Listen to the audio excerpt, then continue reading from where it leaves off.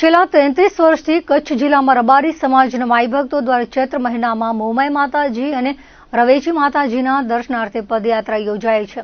કચ્છના છેવાડાના અબડાસા તાલુકાથી શરૂ થતી પદયાત્રાના સંઘમાં કચ્છના ગામે ગામથી અંદાજિત 500 થી 600 ભાવિકો જોડાય છે. સોમવારે પદયાત્રી ભાવિકોએ ભુજના ગણેશનગર સ્થિત ગોગાદાદાના મંદિરે પ્રસાદનો લાભ લીધો હતો. મંદિરના પૂજારીએ સંઘમાં જોડાયેલા ભાવિકોની મનોકામનાઓ માતાજી પૂર્ણ કરે તેવા આશીર્વાદ આપ્યા હતા. આ સંઘ આજે રવેચી માતાજી અને મોમાઈ માતાજીના દર્શન કરવા નીકળ્યો છે.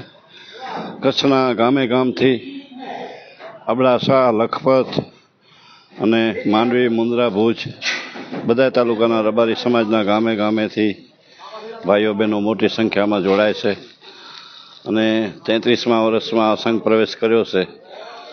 શરૂઆતમાં રવેચી માતાજીનો પદયાત્રા 1993માં શરૂઆત થઈ હતી. ત્યારથી મોમાઈ માતાજી અને રવેચી માતાજીનો સંઘ આવી રીતે ચાલુ છે.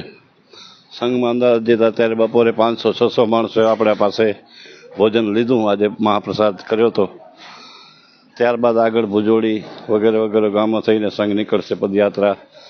દર સાલ મોટી સંખ્યામાં માણસો જોડાય છે અને ચૈત્ર મહિનાના ખાસ કરીને આવા તડકામાં માતાજીના દર્શન કરવા જાય છે.